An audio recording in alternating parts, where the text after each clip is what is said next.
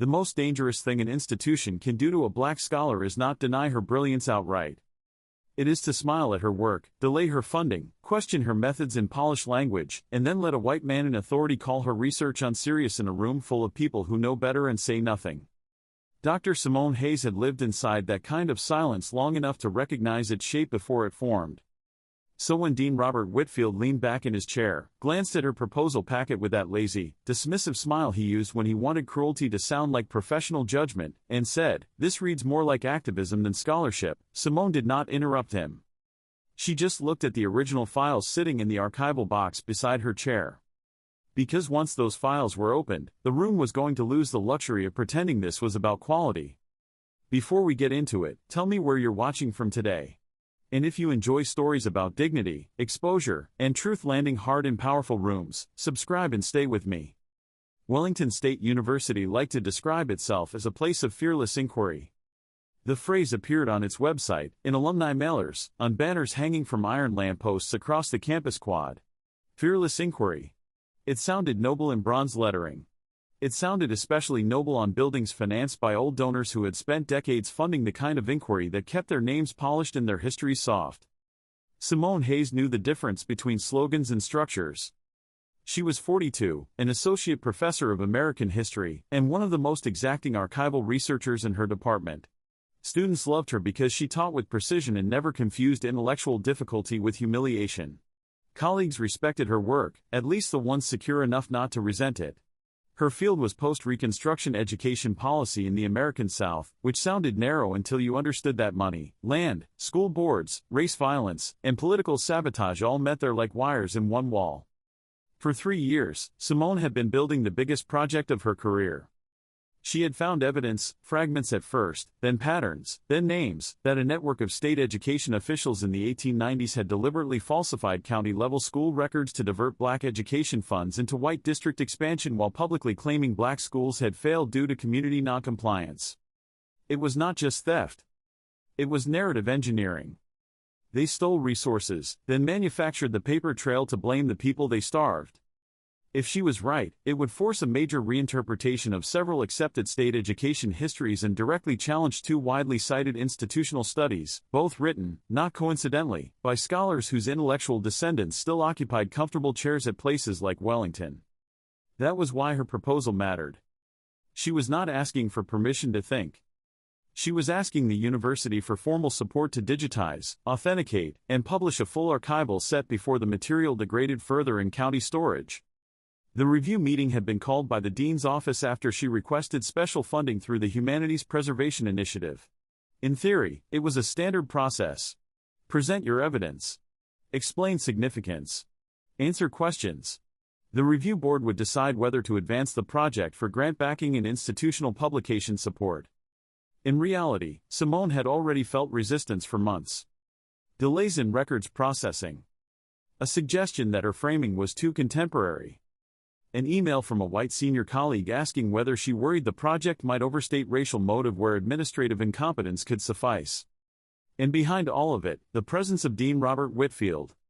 Whitfield was white, early 60s, silver-haired, tailored, and deeply practiced in the art of making his preferences sound like standards. He had been at Wellington for 27 years, rising through committees, donor boards, and administrative layers by mastering one central skill. He always knew when to sound supportive until the exact moment support might cost his circle something. He did not openly oppose black faculty. That would have been too easy to name. He just loved rigor most when rigor slowed them down. The review board met in Hollister Hall, 3rd floor, in a paneled conference room with high windows, framed founder portraits, and a long polished table that reflected overhead light like still water. 6 board members sat around it. 3 historians. 1 archivist. 1 legal liaison from University Council. And Whitfield at the head, though technically not a voting member, which only meant he could influence the room without having to own the outcome directly. Simone arrived 10 minutes early with 2 things. Her prepared slide deck. In the archival box. The box mattered more. Inside it were facsimiles and scan prints of ledger pages, sealed county correspondence, district transfer memos, and handwritten allocation summaries she had recovered from 3 courthouses, 1 church basement archive, and a mold-damaged records room in Pine County where she had spent 6 hours in gloves and a mask while a local clerk kept saying, "No one has ever asked for these." That, Simone knew, was often how history waited. Not hidden. Just neglected until the wrong person came looking. Her closest ally in the department, Professor Elena Ruiz, sat 2 seats down from the end, legal pad open, expression already guarded. Elena was Latina, mid-50s, tenured, and sharp enough to know that when a black woman's scholarship threatened inherited narratives, the resistance would come wrapped in procedural concern first. Across from Elena sat Professor Martin Kell, white, mild, archival specialist, publicly fair-minded, privately allergic to conflict. Beside him, Dr. Alicia Turner from the library system, one of the few people in the room Simone trusted fully. Alicia had seen enough of the raw material already to know this was not speculative work. Whitfield smiled when Simone sat down. "Good afternoon, Dr. Hayes." "Dean Whitfield." The smile held. That too was part of the ritual. After brief preliminaries, Simone began. She walked them through the accepted historiography first. Then the anomaly patterns. Then the county transfer inconsistencies. Then the original state distribution tables beside the county receipt ledgers that didn't match. Then the correspondence showing white district superintendents requesting temporary reassignment of black school funds into white facility expansion on grounds the black schools were underperforming. Then the most damaging piece of all, a board memo recommending public language that would frame black districts as organizationally unstable to justify the diversion if questions arose. By slide 9, Alicia Turner had stopped taking notes and was simply watching. By slide 12, Martin Kell was leaning forward. By slide 14, Elena had that look on her face she got when something was both intellectually thrilling and politically doomed to provoke somebody. Simone did not oversell it. She didn't need to. The documents were doing their own work. She concluded with the funding request, digitization support, authentication review, travel grant expansion for county recovery, and a university-backed publication pathway to protect the material from being quietly buried once it entered wider circulation. Then she sat back. There was a beat of silence. Alicia spoke first. "The ledger cross-reference is strong. Stronger than I expected, frankly." Martin nodded slowly. "If the transfer memos authenticate cleanly, this is significant." Elena said, "It's already significant." Whitfield folded his hands. "Here it comes," Simone thought. He did not begin with the evidence. He began with tone. "Well," he said, "this is certainly ambitious." There it was. The first soft reduction. Ambitious. Not rigorous. Not important. Ambitious. Simone said nothing. Whitfield continued, "My concern is that the interpretive framing seems eager." Elena's pen stopped moving. Simone looked at him. "Eager for what?" He gave a thin smile. "To prove a conclusion that may be more ideological than historical." Alicia looked down at the transfer memo in front of her again, perhaps to keep her face neutral. Simone asked, "Which document struck you as ideological?" Whitfield waved a hand lightly. "Not a single document. The posture of the project." There it was again. The old trick. If the records won't bend, question the temperament of the person presenting them. Simone kept her voice level. "My posture is that county and state records don't match, internal memos explain why, and the public explanation given at the time blames black communities for losses the officials themselves engineered." Whitfield smiled as though indulging a promising student. "This reads more like activism than scholarship." The room went still. Elena looked up immediately. Alicia's expression hardened. Martin stared very hard at the grain of the table, which told Simone he knew exactly how ugly the sentence was and had already begun hoping not to be asked to react to it. That was the thing about institutional insult. It rarely just exposed the speaker. It exposed the bystanders too. Simone did not move. She had expected resistance. Even condescension. But there is still a particular clarity to hearing a white dean call a black woman's archival work activism the moment it implicates a white administrative lineage in deliberate theft. She asked, "Activism because the records are weak or because the implications are uncomfortable?" Whitfield leaned back. "Because scholarship of this kind requires restraint." Elena spoke now, voice flat. What kind? Whitfield did not look at her. Interpretive restraint. Simone almost smiled then. Not from amusement. From recognition. There it was in full. The old demand that black scholars be less certain about harms white institutions were happy to archive but not redescribe. She placed one hand gently on the archival box. I brought the original files, she said. That changed the room. Whitfield frowned. The originals? Certified copies and scan prints of the key documents, yes. Including the Pine County Board books and the 1894 state allocation corrections. Alicia sat straighter. You have the Pine County Board books here? Yes. Now even Martin looked interested enough to forget caution for a second. I thought those were too fragile to move. They were too fragile to ignore, Simone said. Whitfield's jaw shifted. Because he had not expected the meeting to move from abstract debate into material proof. He had expected to do what men like him often do best, shift the conversation upward into theory where status can still outvote evidence. Simone opened the box. Very carefully. Folders. Protective sleeves. Labeled tabs. No drama. That was important. She slid out the first board book facsimile and laid it flat. This is the Pine County Allocation Ledger from October 1894, she said. Publicly, County Records report reduced Black District receipt due to under-enrollment. She placed the second page beside it. This is the private transfer notation from the same month authorizing temporary reassignment to White District for construction debt. Then the letter. And this is Superintendent Hall's memo recommending public language that attributes the shortfall to colored district disorganization in case of inquiry. Nobody spoke. The paper sat there with the heavy stillness of things that have waited a century to ruin somebody's favorite explanation. Alicia reached for her glasses. Elena let out one long quiet breath. Martin said, barely above a whisper, "Good God." Whitfield looked at the pages and then, crucially, did not touch them. He asked, "Have these been independently authenticated?" Simone answered immediately. Preliminarily by county custodial record, paper stock assessment, and cross-ledger consistency. Full authentication is part of the funding request. Whitfield seized on that. Then we are still in interpretive territory. No, Elena said. We are in evidentiary territory with an authentication step. Whitfield looked at her finally. Which means the conclusions remain provisional. Simone nodded once. As do all historical conclusions before publication. That has not stopped Wellington from backing less substantiated work when the conclusions were more comfortable. That landed hard enough that Martin actually winced. Whitfield smiled thinly. Now we're drifting into accusation. No, Simone said. We started there when you called my work activism instead of addressing the documents. The legal liaison shifted in her seat.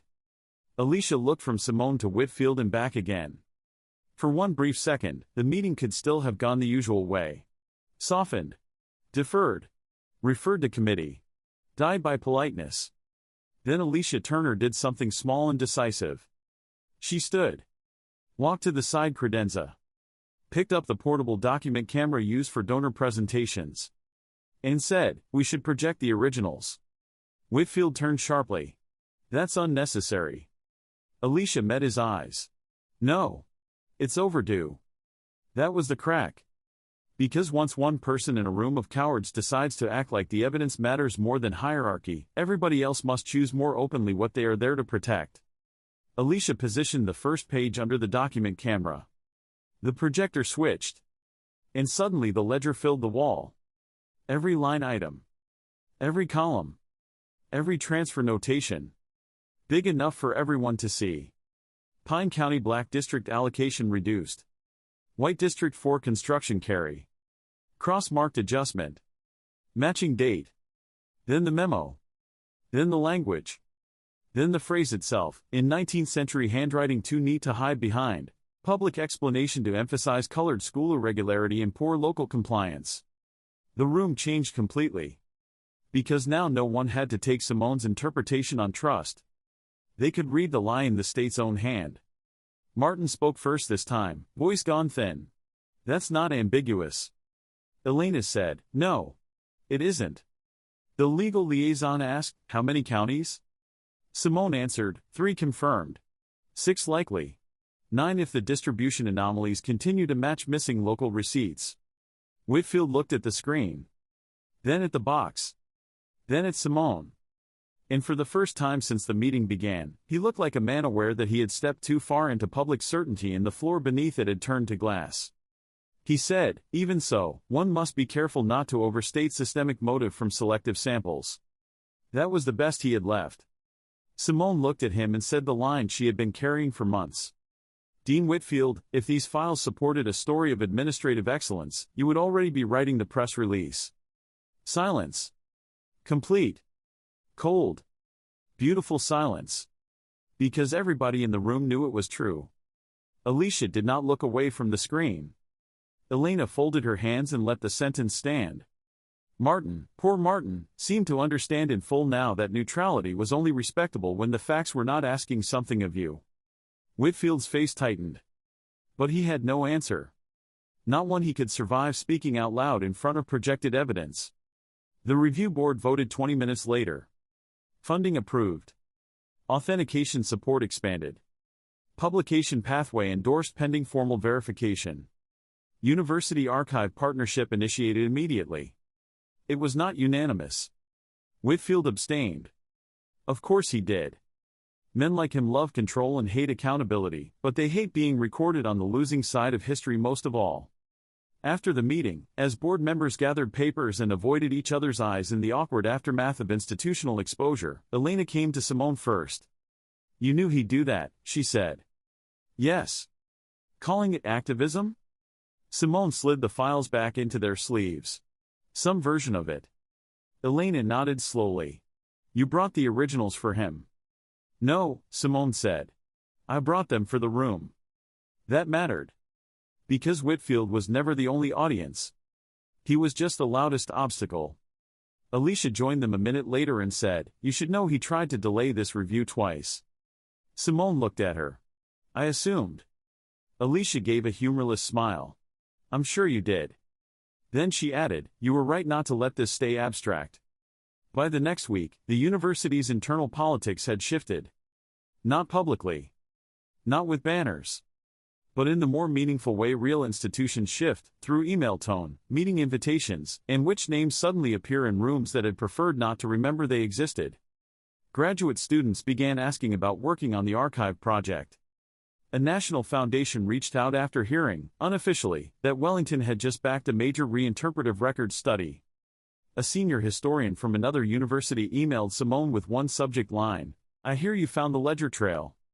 She had.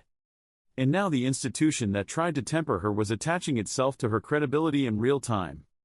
That was the part she hated most and understood best. Success does not cure institutional prejudice. It simply makes institutions try to stand near what they almost blocked. 2 months later, at a donor dinner she would have gladly skipped, Whitfield approached her near the dessert table with a glass of wine in the posture of a man attempting repair without surrender. Dr. Hayes, he said, I hope there's no lingering misunderstanding about my concerns that day. Simone looked at him. At the wine.